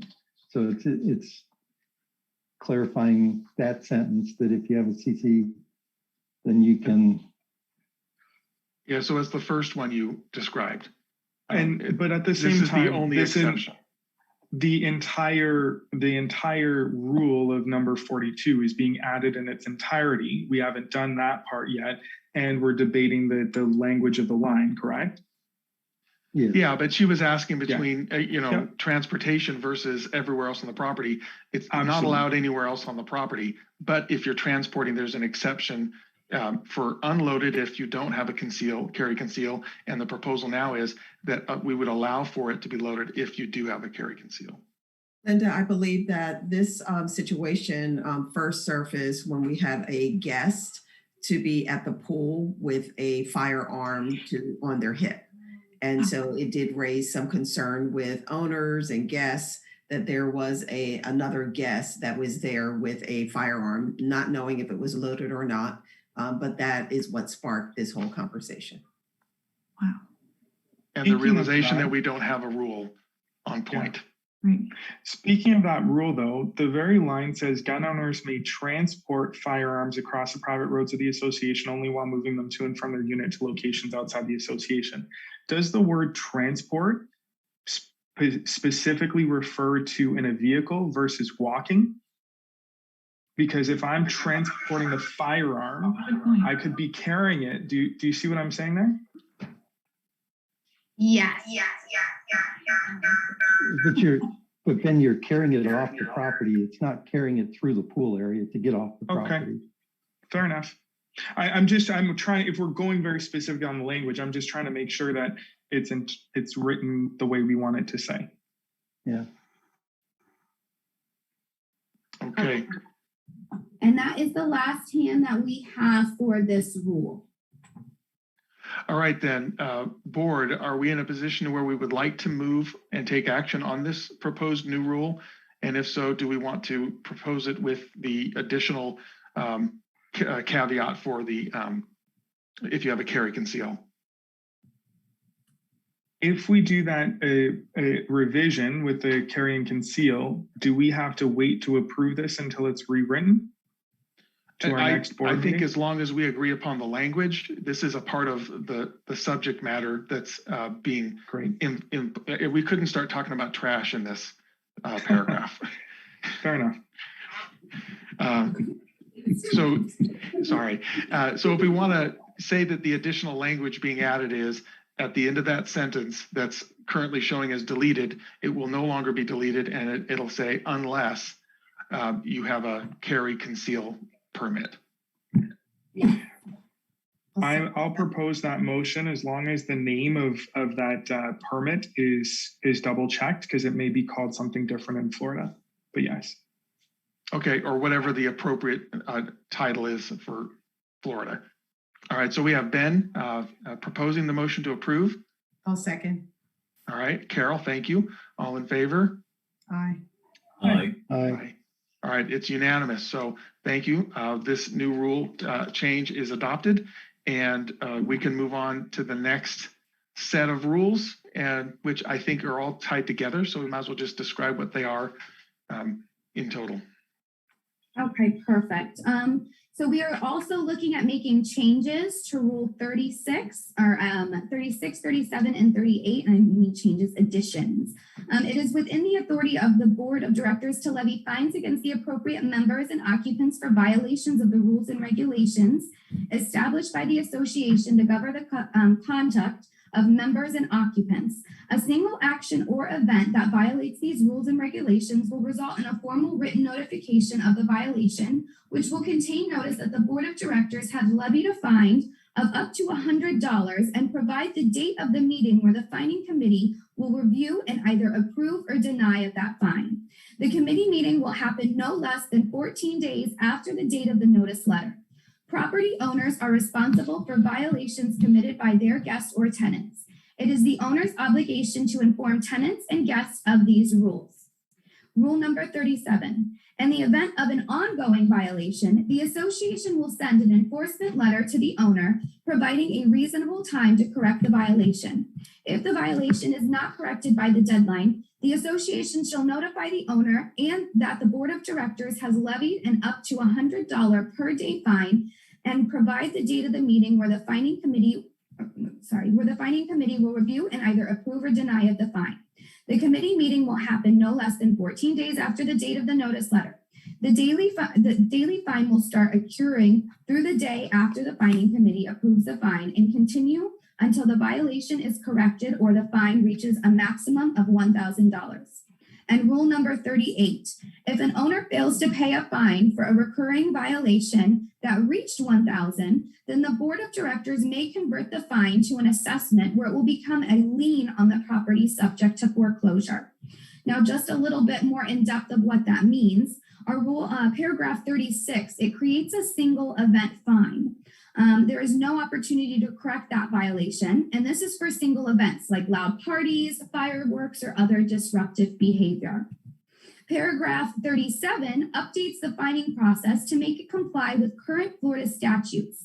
It allows for accruing fines for ongoing violations. The owner has the opportunity to correct the violation of up until the fining committee meeting without the fine occurring. Please note that the Florida statutes caps at $100 per event or day for ongoing violations. The association cannot charge $500 and $1,000 for subsequent violations as described in the declaration. And finally, in paragraph 38, it clarifies that a single $1,000 fine can become a lien on the property. Please note that the association cannot combine smaller fines to create $1,000 for a lien. So our current, just again, a little background, currently how we are handling fining from the declaration is that if there is a violation, so a loud party, disruptive behavior, whatever that may be, we do have to send them a notice, the owner. The owner then has 14 days to correct that action, after which then if that violation happens again, they will get a second 14-day notice, or if they did not correct from the original violation, they will get a second 14-day notice. After that second 14-day notice, if the violation is still not correct or has occurred again, that is when we are allotted to send them to the fining committee.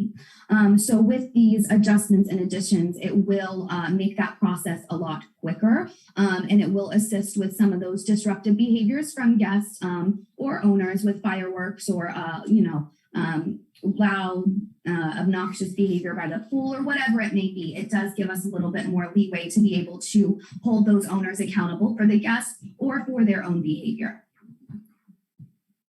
So is it inappropriate for me to compare it to Dante's Inferno, the previous regime with all the notices and where are we at? And you can't tell which level of hell you've gotten down to. Sorry. I'm just recalling that book, and, this is a lot more simplistic. It's easy to understand. The other one was extremely difficult to know, where am I even at in the process? Correct. Yeah. Okay, sorry about that. Any comments from other board members on this rule? It seems pretty clean the way it was drafted by Larson. Yeah, it's very clear. Yeah, Appreciate the I work. think it's very good. And I think the introduction of being able to fine for a single violation for an event like that really does change the game when it comes to holidays, when it comes to loud parties and those kind of things. I think that is fantastic. Yeah, this is great kind point. of the answer we've been looking for. And, right, how and about does that? that fine, that fine goes to the owner because we can never fine the guests, correct? Yes. Okay. All right, shall we open it to attendees? Any questions regarding the rules that were just discussed? If you have any questions, concerns, *9 to raise your hand or your hand signal. I don't see any questions in the Q&A box, and I have one hand raised. Miss Hilton, you are allotted to speak. Go ahead and unmute yourself. Aren't I chatty today? Sorry. So is it possible to get a list of the things that you could be given a violation for? Is there like a short list somewhere so that I know what to put in my rental contract for my guests? You are not allowed to have fireworks. You are not allowed to have noise after a certain time. Like just one simple small list, because if I'm going to get a fine for it, if my guest does it, I'd like to be able to itemize those things that they're not allowed to do so that I can protect myself. And then, maybe you put that's part of your damage deposit or whatever, that if you incur a cost, it's coming out of that. So just, that would be my one request. Yeah, we do have a violation list, I believe, under documents and forms. In addition, I know the rules and regs are very excessive, but on your registration card for all of our guests, we've actually added about noise nuisances and about fireworks. So those are the two main guest issues that they would really be violated for, along with obnoxious like pool behavior. So they do physically sign off on those. But what I can do is I'll shoot you an email and make sure that you can find that doc on Dwelling Live, and I'll kind of get you a little bit of verbiage of what they're signing off for on that reg card. Okay, that would be great. Can you still hear me? I'm not sure. Yes. Yeah. Okay. And when they sign off on that at the front desk, is there something next to it that says what the fine amount is? As this is the vote right now, because this is a proposed rule change, this isn't official yet.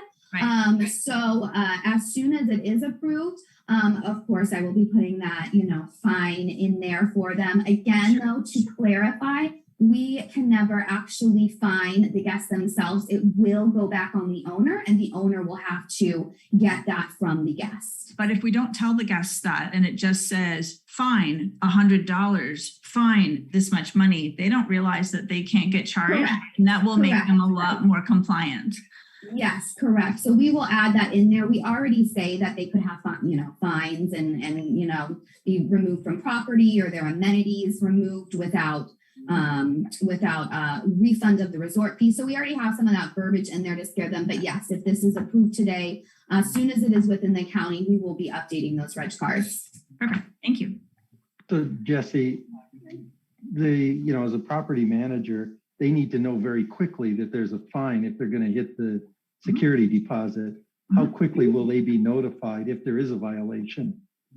I would say within 24 to 48 hours. Anything with that issue, the thing is we handle it, of course, with the guests. But generally speaking, when we have issues with fireworks or anything like that, and that guest is not complying, we're already in conversations and communication with either the owner or the MC. But the official, that violation will come within 24 to 48 hours.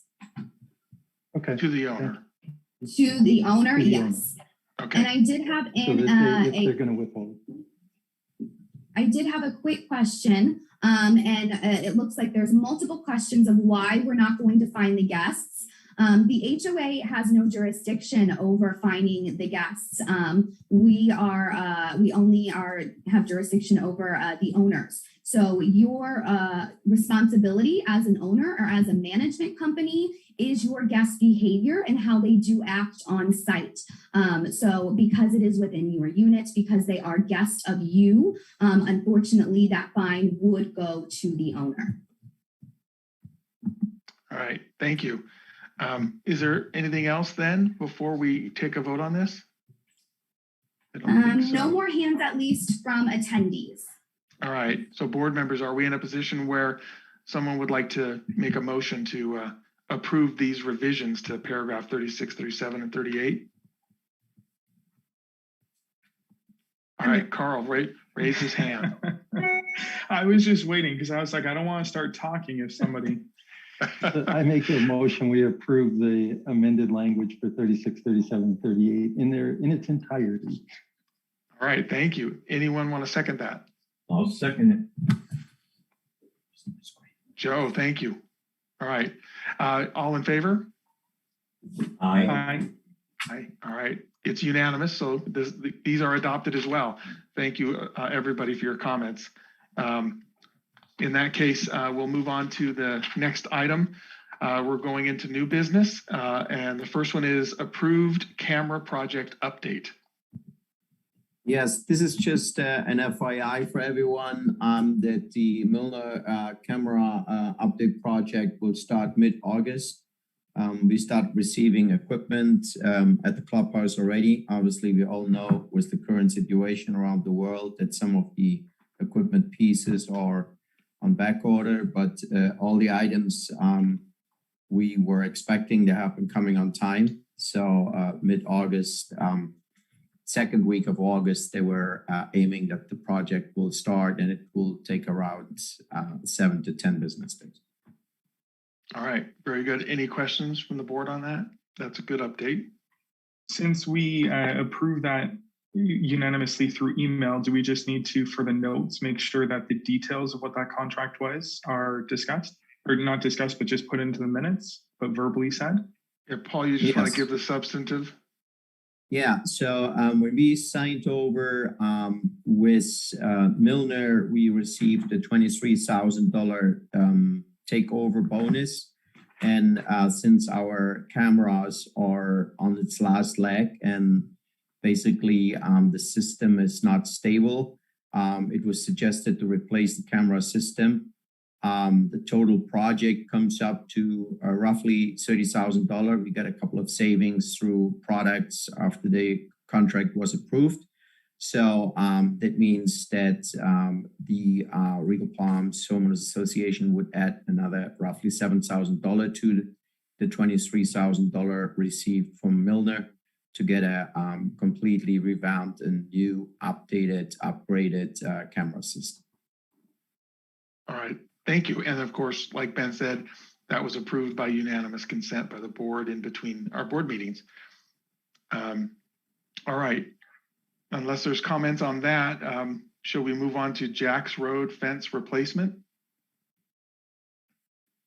Yeah, so we had a few weeks ago, we had somebody from next door from KB Homes who doing the construction next door on the Jacks Road side, approaching the office, and they were asking if they would be able to replace the wooden fence in that area, that particular area, and replacing it with a white vinyl fence at their cost.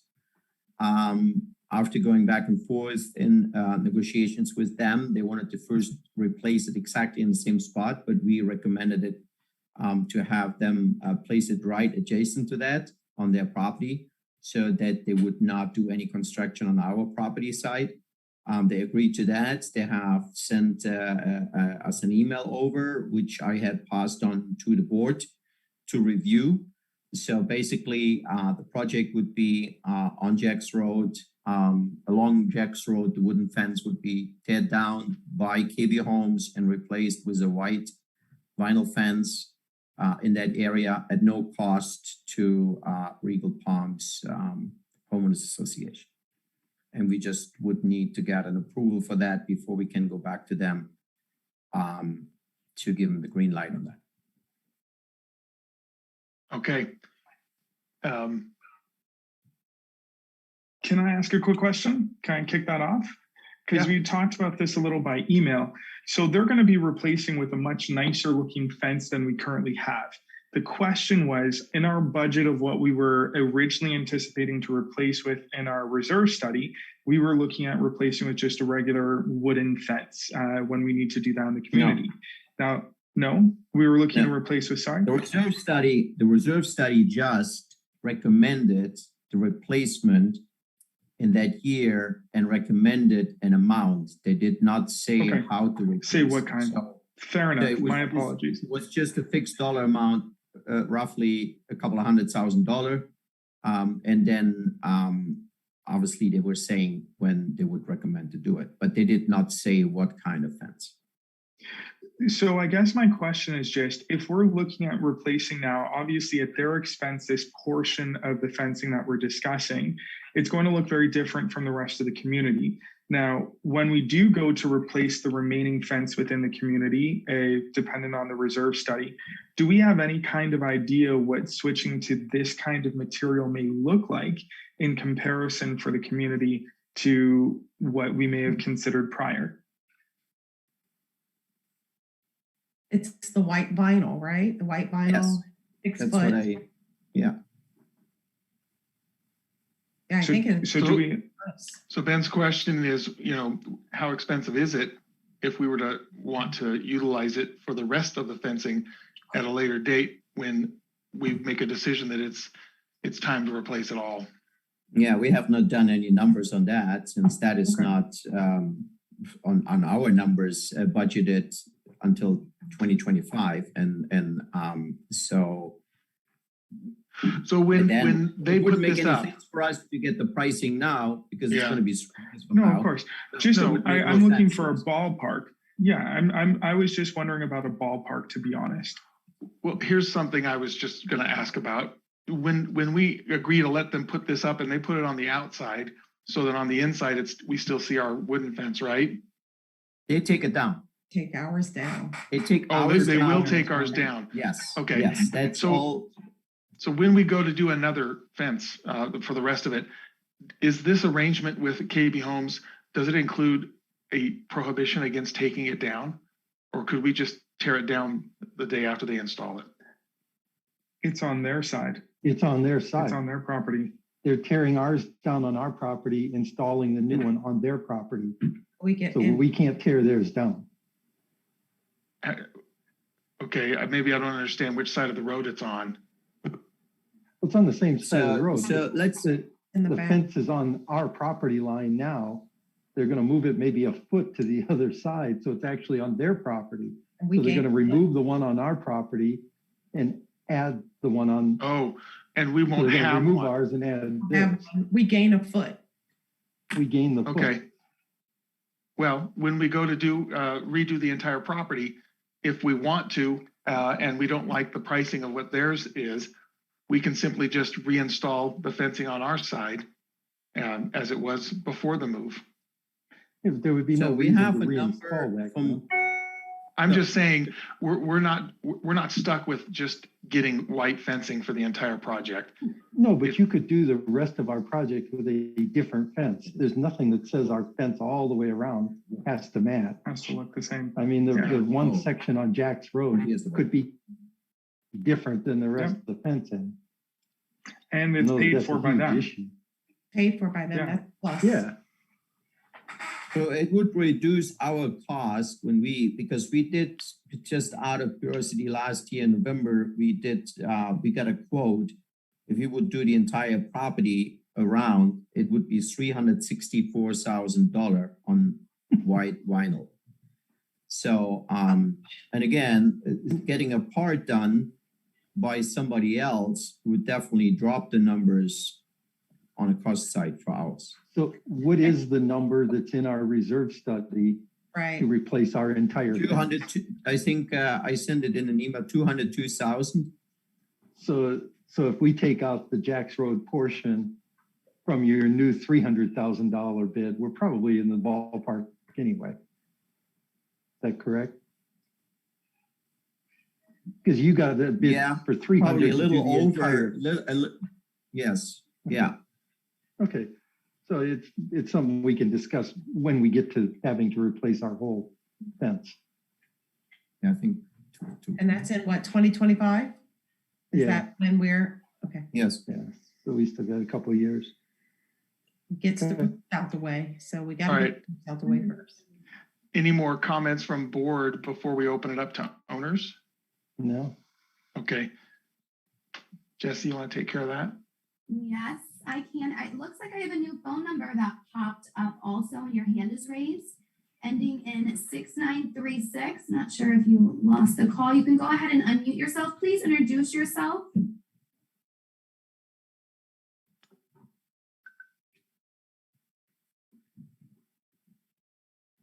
You Hello. unmuted?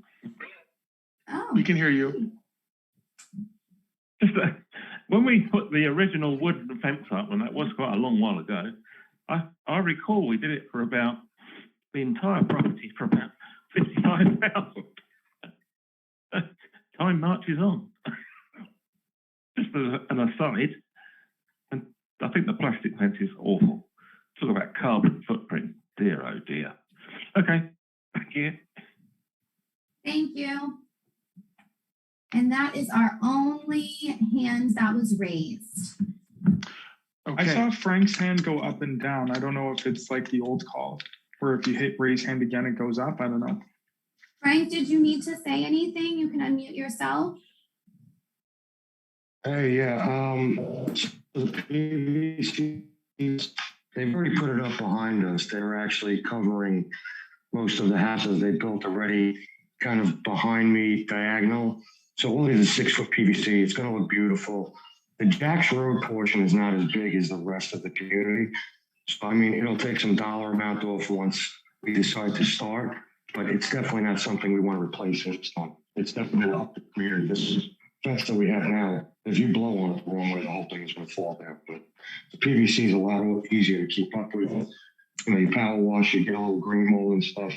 It's a lot easier, and it's harder for these kids to break that keep hopping over the fence. They're not wood slats, so. But yeah, they already have it up behind us, so it looks gorgeous. It's definitely gonna bring a nice appeal to the community. Thank you. All right, so with that, are we in a position to approve this? And in approving this, we're approving them putting a fence up on their side of the property and tearing down our existing fence along that same stretch. At All their right. cost. At their cost. So do I have a motion to approve that? I'll make the motion. All right, Ben makes the motion. Everybody's afraid to say anything. Do I have a second? Carol, a second. Carol, thank you. All in favor? Aye. Aye. All right, it's unanimous. So therefore it's approved. And of course, Paul, you'll make sure that they tie into the other fencing so that there's no hole or gap. So with that, that takes us to our last item on the new business, which is architectural committee rules change request. Is that couched in terms of change request process, or? I guess I should have been clarified a little bit more the rules aspect. So the architectural committee did send over some rule changes, requests, recommendations to the board just for their review. They just wanted that just to be known that they did send those over. I don't think the chair is going to be on today, Mr. Dean Julia. He won't be on today, but that was the majority of it. I do have a second portion of that, unless you want me to go more into detail about those requests or if you wanted them discussed. I'll be honest, I'm not sure what rules they are, so we may need to get copies of them so we can look at them in advance. Yeah. Okay, and we're not a coming problem. up on 2 hours. Yeah, so I will resend over what those were, along with the rules that those would affect, just so you have the full scope of that. The only second portion of the architectural business is currently we do have 4 members. I needed a 5th, and Mr. Bergoli did not end up selling his house. So the committee was asking if he could be back on. And in addition, they were wondering if there was a BOD member that would be interested in partaking in a sense of just making sure, they're within guidelines or, any sort of feedback that the board might want to give. So I was looking to add Mr. Bergoli back on, and then I was looking for, again, a board member volunteer of some sort, not to vote on anything, but just to kind of re-review and see what recommendations they're discussing, just a little bit of an overview. Absolutely. I believe I had submitted myself as one of the board members that would support the architectural committee. Fantastic. Okay. All right. Do you need? I think perhaps maybe the board to authorize adding Mr. Bergoli. Yes. And then also appointing Carol. So do I have someone that would like to make that motion? I'll make that motion. And Joe. So all in favor? Aye. Aye. Aye. All right. That's unanimous. So those 2 individuals are appointed, and thank you in advance for your service on that committee. That brings us to the end of the stated items. I've got a 20-minute story I'd like to share, but I'll hold off until next time. Are there any other items that we're aware of that should be brought up now for action with the board? Just a few quick points. One is whether or not AGM packets, when the expected time frame of those will go out. So I am almost complete with the entirety of the package, and they will be sent out actually I believe we're going to be sending them to Glenn just for a pre-approval over the weekend, just so he can take a quick look at them. And then I'm planning on sending them to the printers next week. I have a hard end date of August 13th to send them out, but I'm expecting a couple days before them to hit the mail. And we cannot do a principal send out by digital. And then for people who don't have registrations for emails, because owners who've registered in Dwelling Live have opted in for electronic communication. They've consented to it. So I know in years past we did it, and I'm wondering if we can primarily send via electronic notification or email, and then those who aren't registered for receiving that, we send paper applications. We're still doing that, but we've always done it on the same date, so it's fair across the board. It doesn't matter whether you've opted in or not. But yes, we are still doing that. I think my count, I'm not sure. I think it's around the same amount from last year unregistered. Okay. So we're 260, around we're 260. sending about the same amount out. But that same day, yes, it will be posted physically on Dwelling Live. So then everyone who's opted in will go ahead and get those emails. Okay. So in other words, we're sending about 260 packages out by mail. Wow. Yes. Okay. My only other question would be, is there another BOD meeting scheduled before our actual AGM? No. No. So our next meeting is at the AGM, which is on Saturday, 17th. Yeah. 17th. Okay. And then is there a board meeting scheduled for September then? After Yes, that? on the 22nd, that's the organizational / the board meeting. And then the last question, is the HOA formally doing any kind of, are we looking to host any kind of interview with candidates or sending around a set of questions that candidates can answer that we can officially put out there? Jesse? Yeah, so I'm going to host, and again, as soon as I get those packages out, we'll do the same type of thing we did on the forum group, the town hall forum group, where we will invite all of the nominees to come on. We'll provide a Google Docs prior to that so that owners can submit any questions so that the nominees can see them ahead of time. We will have it for a set amount of time. So it will be for about an hour to an hour and a half, and that will be a hard stop after that. But we will have more information out as soon as those packages are released. So we're looking towards probably like the 3rd week in August that will happen. Great.